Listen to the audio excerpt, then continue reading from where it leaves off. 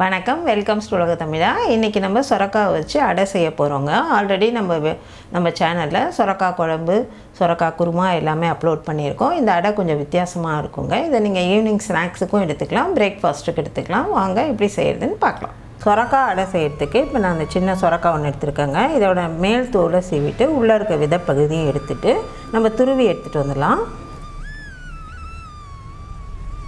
இப்போ சுரக்காயை திருவி எடுத்தாச்சுங்க. இது கூட ஒரு கேரட் திருவினது, ஒரே ஒரு வெங்காயம் பொடியாக நறுக்கின வெங்காயம்,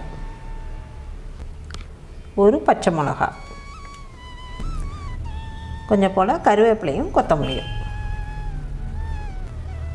1/4 டீஸ்பூன் பெருங்காயத்தூள், 1 டீஸ்பூன் மிளகுத்தூள், 1/2 டீஸ்பூன் போல் சீரகம் சேர்த்துக்கலாம். சீரகத்தை கொஞ்சம் கையில் போட்டு தேய்ச்சிட்டு சேர்க்கலாம்.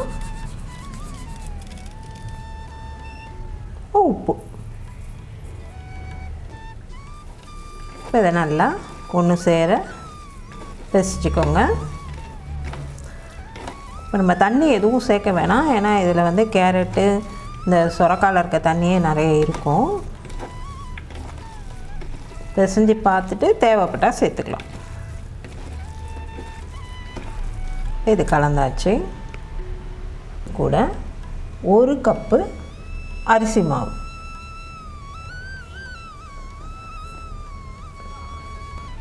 இதை சேர்த்து நல்லா பிசைஞ்சிக்கலாம்.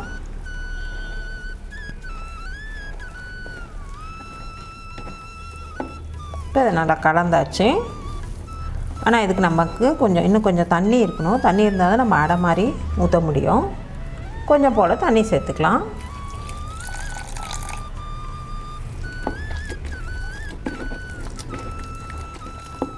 அவ்வளோதான். இப்போ கரெக்டான பக்குவத்துக்கு வந்துடுச்சு.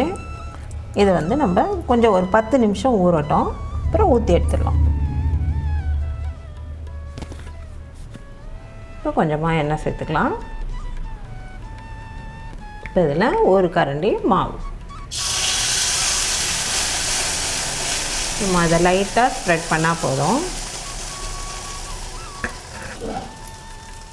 மூடி போட்டு வேகட்டும் ஒரு பக்கம்.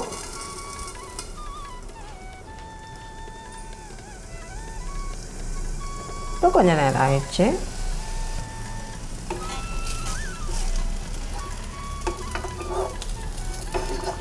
இப்போ திருப்பி போட்டுக்கலாம். இப்போ ஒரு பக்கம் நல்லா செவந்துருச்சு, இன்னொரு பக்கமும் செவக்கட்டும். ஸ்டவ்வை நீங்கள் நல்லா ஸ்லோ ஃப்ளேம்லேயே வச்சுக்கோங்க, அப்போ தான் உள்ளே வெந்து நல்லா செவந்து வரும். இப்போ அந்த பக்கமும் நல்லா செவந்துருச்சு.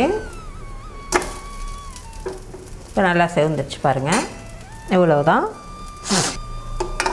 இப்போ நமக்கு ரொம்ப ரொம்ப சத்தான அதே சமயம் சுவையான சுரக்காய் அடை ரெடி. சுரக்காய் அடை சூப்பராக ரெடி ஆகிடுச்சிங்க. இதை தொட்டு சாப்பிட்றதுக்கு நான் தேங்காய் சட்னி வச்சுருக்கேன். நீங்கள் வெங்காய தக்காளி சட்னி கூட வச்சுக்கலாம், சூப்பர் டேஸ்ட்டில் இருக்குங்க. நீங்களும் உங்கள் வீட்டில் இதே மாதிரி செஞ்சு பார்த்துட்டு உங்கள் கருத்துக்களை எங்களுக்கு தெரியப்படுத்துங்க. இந்த வீடியோ பிடிச்சிருந்தா வீடியோக்கு ஒரு லைக் கொடுத்துட்டு அப்படியே உலக தமிழா சேனலை சப்ஸ்கிரைப் பண்ணி வச்சுக்கோங்க. தேங்க்யூ.